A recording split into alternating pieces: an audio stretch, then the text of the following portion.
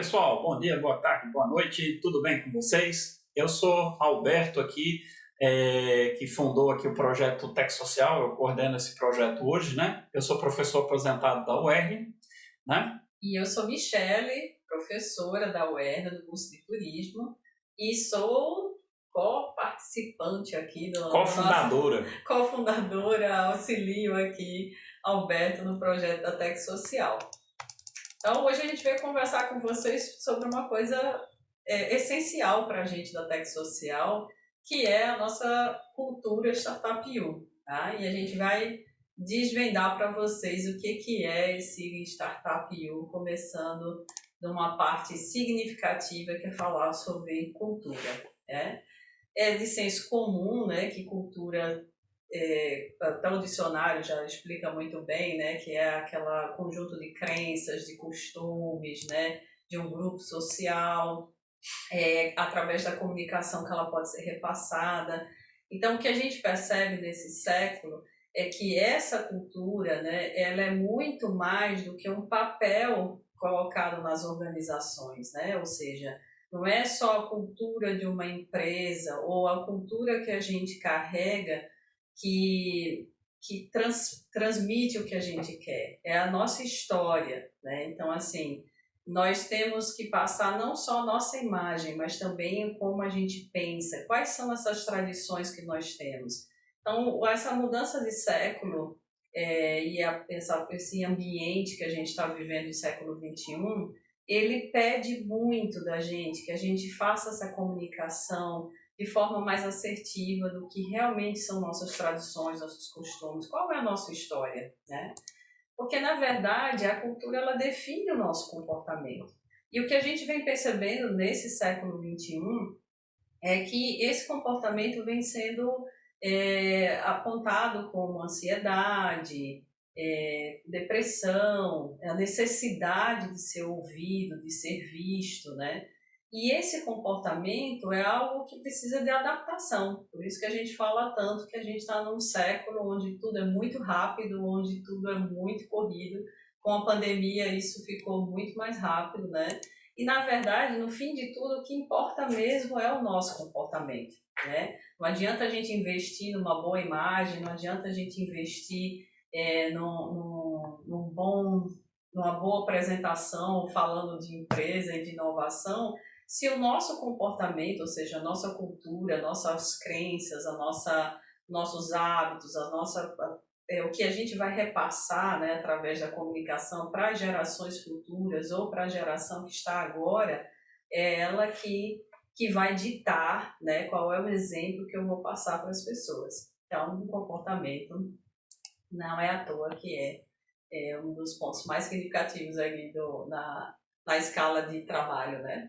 Pois é, então, se tudo que a gente tem no nosso dia a dia é o nosso comportamento, vamos relembrar de onde vem esse comportamento, essa cultura que ainda hoje é tão difundida no nosso dia a dia de trabalho, sabe? Lá por idos de 1840 a 1870, aconteceu a transição da Revolução Industrial. Nessa Revolução Industrial, com a introdução das máquinas a vapor, o que começou a ter? Produção em massa, né? Uma série de operações repetitivas para construções de bens eram necessárias. E naquela época não tinha robô. Então, o que se fez? Os humanos tomaram as posições desses robôs, passaram a fazer atividades repetitivas por longas horas em substituição ao que hoje a gente poderia colocar como robôs trabalhando. Então, esses humanos, a gente deu o nome de biomáquinas, porque eles não pensavam, eles não tinham que pensar, eles tinham que simplesmente realizar uma série de tarefas repetitivas, tarefas essas que eram boladas, criadas, né, processos desenvolvidos por outras pessoas. Então, outras pessoas pensam, mas os executores não precisavam pensar, precisavam apenas seguir ordens. Então, por isso que a gente diz que as biomáquinas aí, elas não pensam, elas só executam. E dessa mentalidade é que nasce o Job Description, que é o que a gente tem na nossa estrutura hierarquizada, piramidal, que a gente conhece há tanto tempo ali, né, que vem dessa época. Você tem uma estrutura e você tem uma descrição de trabalho. O que é que você tem que fazer? Se ater à descrição do trabalho. Você entra num horário, entra às 8, sai às 6, e o que você tem que fazer? O que a sua descrição de trabalho fala. Essa mentalidade aí das biomáquinas, ela está muito clara no filme Estrelas Além do Tempo, né? Onde aquelas mulheres se intitulavam ou eram chamadas de as calculadoras. Por quê? Porque elas executavam simplesmente contas manuais para que os engenheiros pudessem avaliar o resultado das fórmulas e modelos que eles estavam usando, coisa que hoje o computador é que faz, né? Então, essa formulação, essa estrutura, quando a gente pergunta quem pensa na estrutura organizacional do século XX, que é uma pirâmide, quem pensa é o the boss, é o chefe, é o cara que está lá no topo. É ele que define as estratégias, o que é que precisa ser feito. E o que é que vem debaixo desse topo? Uma série de controles, até você chegar na base da pirâmide, onde continuam as espécies de biomáquinas que têm os seus job descriptions e apenas executam as estratégias e objetivos delineados pela alta cúpula, certo? Então vejam que esse pensamento aí, este comportamento é um comportamento que vem derivado da Revolução Industrial, e a gente tem muitas mudanças acontecendo e que esse comportamento não se encaixa mais no que a gente precisa hoje em dia, sabe? Então, nesse comportamento, o que acontece? Acontece um contrato de trabalho, ou seja, quando você está lá na pirâmide, o que você vende? Você vende seu tempo. A empresa paga pela quantidade de horas que você está dentro da empresa executando a descrição de trabalho, o seu job description. Essa é uma cultura do século XX. E a gente sabe que o nosso século atual, o século XXI, já passou por uma série de mudanças profundas, né? Então, por isso que existe transformação. Agora, veja que essa transformação que começa a existir muito antes do século XXI. Então, ainda não estamos falando de pandemia, nem de nada não. Estamos falando de 1959, do Peter Drucker, que começou a introduzir uma transformação onde a economia de bens, que era originária lá do fim da Segunda Guerra, começava a se transformar numa economia do conhecimento.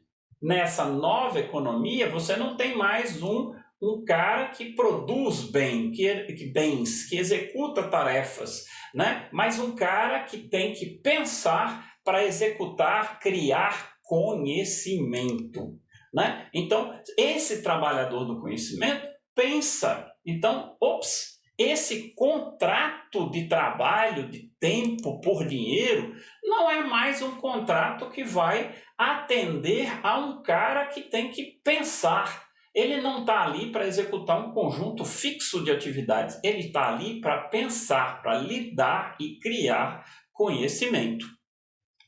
Então, como disse aí, tempo por dinheiro não atende mais essa pessoa, né? Esse cara, como o Alberto fala, né?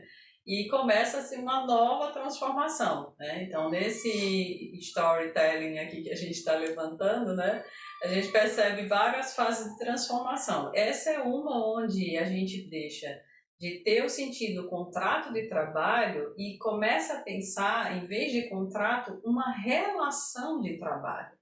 Percebam a diferença entre uma palavra e outra, né? Contrato eu vou assinar dizendo que vou estar cumprindo ali o job description, né? Vou estar ali cumprindo a descrição do meu trabalho, né? E na relação de trabalho eu tenho uma construção com todas essas ideias. E aí a gente começa a perceber que a relação de trabalho, ela está totalmente ligada ao que a gente viu no início aqui da nossa palestra, né?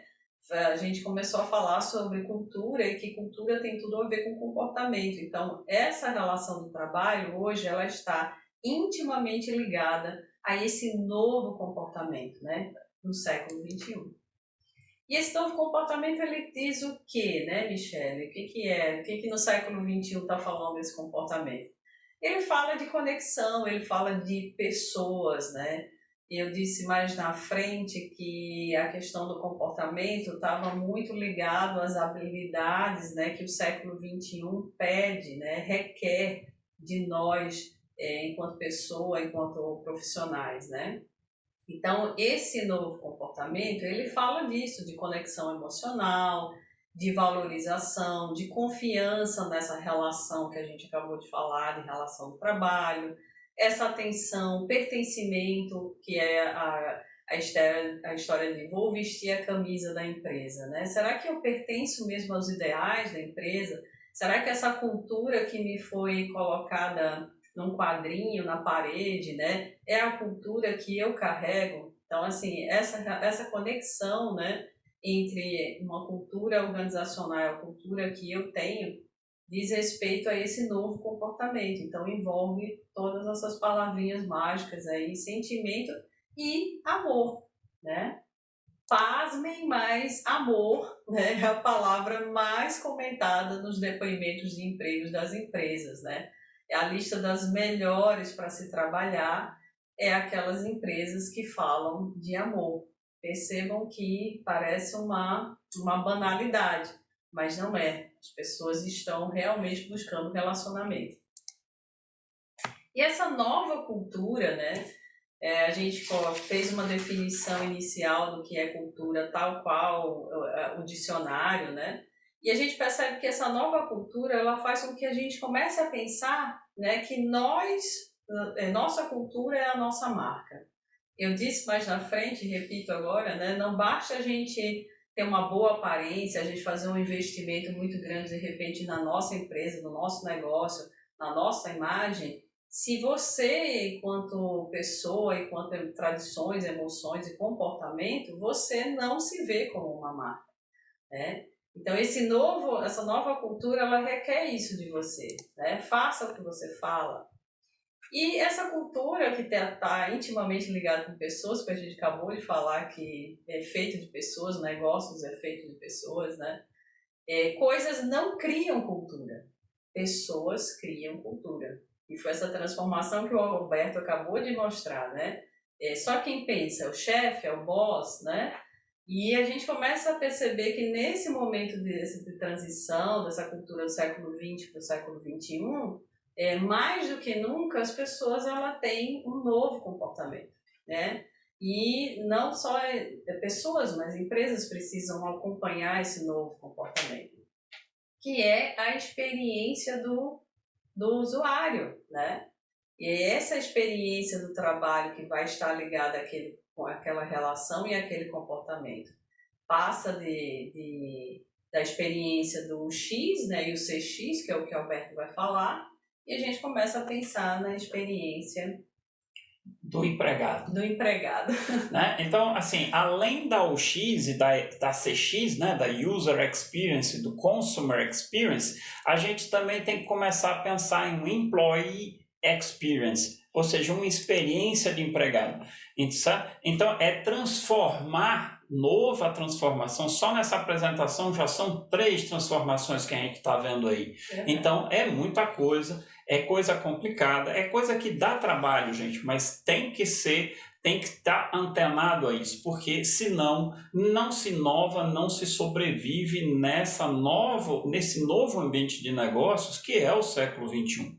Então, nessa nova transformação, que a gente fala de um novo comportamento, de tirar a cultura da parede e colocar a cultura no nosso dia a dia, no nosso comportamento, em fazer com que os funcionários sintam engajamento, pertencimento, reconhecimento, ou seja, exista uma relação, e essa relação é traduzida na palavra amor, como a Michele falou lá, em todas as empresas listadas, nas melhores empresas para se trabalhar. Quando você vai ver os funcionários falando, a palavra que mais aparece é eu amo estar aqui, eu amo os meus colegas de trabalho, eu amo trabalhar aqui. Como assim eu amo? Eu amo porque eu estou numa relação, eu não estou num contrato de trabalho, eu estou numa relação de trabalho.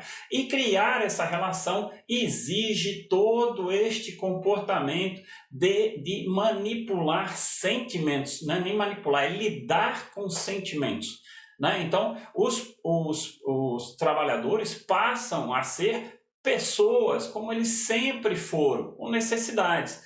Então, a gente passa a deixar de ter uma job description, uma descrição de trabalho, e passa a ter algo que a gente chama de comportamento esperado. Qual é o comportamento que você, empresa, espera daquele funcionário e qual é o comportamento que aquele funcionário espera de você, empresa. Sabe? Então, a gente começa a ter algumas coisas, né, de dicas para essa nova cultura. A gente fala muito em feedback, mas se você pensar bem, a gente devia usar uma palavra diferente. A gente devia usar a palavra feed forward em vez de feedback. Porque o feedback é um sentimento em relação ao que vem ao passado. É uma coisa que você vai dizer à pessoa o que ela fez de errado. Você vai fazer críticas. Essa coisa eu aprendi com a Michele, porque normalmente eu falo para as pessoas, a gente vai num restaurante, vai em alguma coisa, eu posso fazer uma crítica? Aí a Michele diz, não diz assim, faz uma crítica. Posso dar uma sugestão? É muito diferente quando você simplesmente muda uma palavrinha. Se eu vou fazer uma crítica, a pessoa já se arma todinha, porque vai saber, vai receber de alguém dizendo o que ela fez de errado. Quando você adota um feed forward, o que você vai fazer? Você vai dar sugestões de como aquela pessoa pode melhorar aquelas falhas que ela apresentou naquele comportamento que não era o adequado segundo o seu ponto de vista. Né? E a gente precisa lembrar que muitas pessoas, as pessoas podem aceitar ou não o nosso ponto de vista. Né? Pessoas diferentes pensam diferentes. Então, oferecer sugestões é muito mais reconfortante, sabe, do que você oferecer uma crítica. Crítica é muito ruim de se gerenciar, de se ouvir. Então, o feed forward é uma sugestão muito interessante, né? Seja claro no comportamento, né? Você é um líder, então você espera um comportamento. Líder é ser diferente de chefe. Chefe tem poder, líder tem autoridade. Autoridade se conquista, gente, não é uma coisa que é dada. Poder pode ser dado, mas autoridade não. Autoridade e respeito andam juntinhas. Então, por exemplo, tem nesse audiolivro Alta Performance, que a gente já põe aí na lista das dicas também, ele fala em um comportamento esperado. Então, é uma coisa numa reunião você dizer assim, o que você espera de um funcionário? Faça um grande trabalho, não se acomode. Se houver uma maneira melhor de fazer o trabalho, encontre-a. Se houver um obstáculo, mexa-se, supere-o. Se não consegue, ache alguém que consiga. Pedir ajuda é mostrar força. Arrisque, não tenha medo de erros, aprenda rapidamente. Veja que na hora que eu estou dizendo que esse comportamento é o comportamento esperado, também é esperado de mim, líder, um comportamento de suporte aos erros. Ou seja, se eu estou dizendo para o funcionário, arrisque, e depois eu dou uma paulada porque o cara arriscou e deu errado, nunca mais esse funcionário vai arriscar. Então veja que o novo comportamento ele existe tanto da parte do funcionário, do profissional, quanto da parte da empresa, da organização, da liderança. Então é uma aprendizagem muito ampla de relacionamento, né? Comunique-se com determinação, seja aberto, seja sincero, nada de confrontos. Faça da clareza sua responsabilidade. Se não está claro, continue a fazer perguntas até que esteja. Então, isso é um exemplo, está aqui no audiolivro, no capítulo 4, nesse capítulo, no minuto 10, 30 segundos, você pode ouvir essa descrição completa desse comportamento esperado e veja que é uma coisa muito diferente de uma descrição de trabalho ou tarefas. Essa é a descrição de um comportamento, como é que você espera que aquela pessoa se comporte, né? Com certeza, bem diferente. Bem diferente, né? Muito mais difícil, tanto para quem estabelece o comportamento que ele quer, quanto para quem está ali vivenciando aquele comportamento, né? Outra dica, né? Descreva a sua cultura. Por exemplo, é um exemplo muito legal da Farm Credit Service of America, que é chamada de FCSA. Tem um link aí para a página. Como é que ela coloca a cultura? Vocês lembram que a Michelle falou que muitas vezes a cultura estava num quadro na parede lá, muito bonito, e se você for perguntar para qualquer pessoa ali qual é a cultura da empresa, ninguém vai lembrar daquele quadro, cara. Ninguém decora aquelas coisas. Cultura é uma coisa que se vivencia, não é uma coisa que você estabelece lá num quadrinho para você decorar com uma frase feita. E esse pessoal colocou uma cultura através de declarações do tipo nós somos. Se você for lá na página, o que é que eles vão dizer? Nós somos uma equipe, nós somos líderes, nós somos adaptáveis, nós somos inovadores, nós somos especialistas, nós somos movidos por valores, nós somos servidores. Para cada uma dessas frasezinhas que eu coloquei, tem um pequeno parágrafo explicando o que significa aquele nós somos para todos os funcionários da FCSA. Então, aquilo é uma maneira de não só dizer a todos os funcionários, a todos os líderes e gestores da empresa, mas a todo o público qual que é a cultura que você se baseia. A partir desse momento, aquilo que está no site tem que ser vivenciado dia a dia. Sabe? Outra coisa que pode ser feita é criar um manual da sua cultura, sabe? Para que todas as pessoas, não só de dentro, mas de fora, possam ver o que é que você profetiza como o seu comportamento do dia a dia. Tem um exemplo muito bom aí no link da Valve. Quem gosta de jogos conhece a Valve, né? Então é uma empresa enorme, relativamente recente, que se tornou mundialmente conhecida. E ela tem uma estrutura de funcionamento baseada em uma cultura vivenciada no dia a dia, né? Acho importante também a gente começar a fechar essa questão da cultura Startup U, que é o tema da nossa palestra, né? De que a gente entende que a startup é uma empresa ágil, inovadora, já que a gente está num evento, vai falar de um evento de inovação, né? E que o U é você, é o seu comportamento, já que a gente vive no século XXI, onde a priorização das pessoas, do humano, do afeto, do amor que a gente falou, essa cultura ela tem que estar entrelaçada, né? Ela é transversal ao que você faz. Né? Então, quando a gente fala de cultura Startup U, a gente entende muito que nós vivemos todos esses momentos. Né? Nós somos também empresa, nós somos também negócios. Então, a gente trabalha muito isso, temos até uma mentoria, né? Que fala muito sobre essa questão de como a gente lidar, né, com você precisa de um perfil profissional ou você já pode mesclar tudo, porque você é tudo, né? Você é o seu lado dia a dia e você é a sua empresa também. É uma coisa que não dá para separar, porque no século XX a gente estava acostumado a colocar o paletó e gravata, quem usava paletó e gravata, mas era como se estivesse colocando a roupa de um ator que vai entrar num palco, né? Então você vai se preparar para representar um papel. Você é uma pessoa do lado profissional e é outra pessoa no pessoal, né? No século XXI não tem mais espaço disso, gente. A gente tem que ser quem a gente é. Tem que ser quem a gente é lá no trabalho, como tem que ser quem a gente é na nossa vida pessoal. É isso que agrega. Então, se você está numa relação de trabalho, é isso que se espera de você. Que você seja verdadeiro. Não dá para mentir numa relação, né? Senão não existe relação. Mas num contrato, dá para mentir. A gente mente muito em contrato. Tanto o empregador mente, quanto o funcionário mente.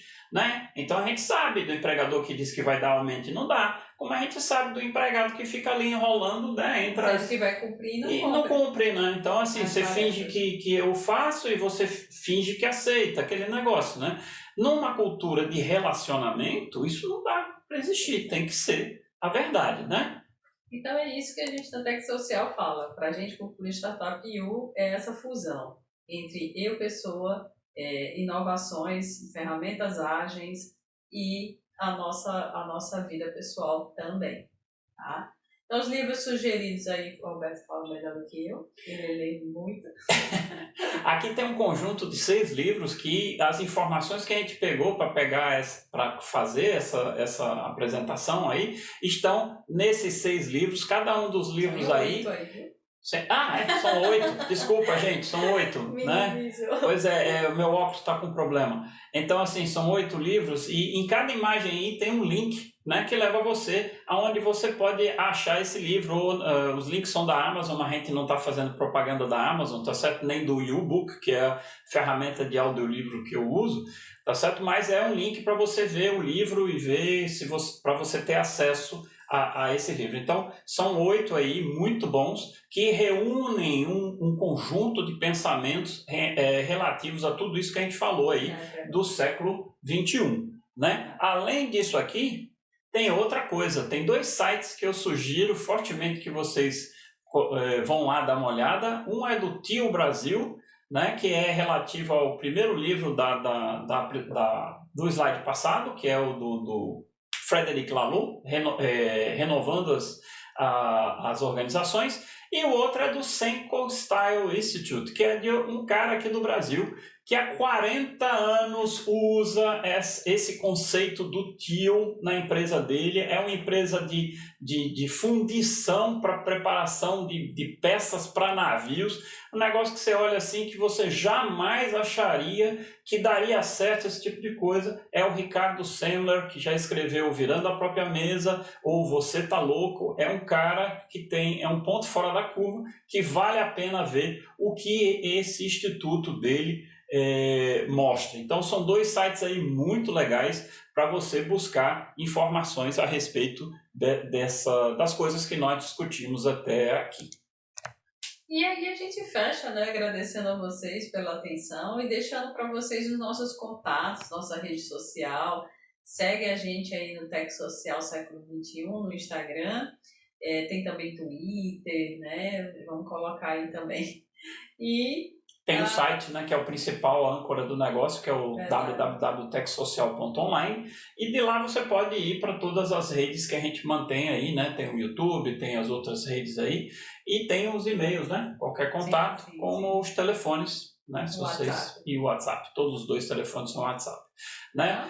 Naturalmente vocês vão falar comigo, porque eu sou aposentado, né? Então a Michelle aqui só está como ajudante, né? Pois, desde já, muito obrigada e a gente se vê, quem for, para o Go RN. Tá? Pronto, então a versão ao vivo e online, ao vivo e a cores, vai estar lá no Go RN, sexta-feira, dia 28. Ok? Um grande abraço e tchau. Até a próxima.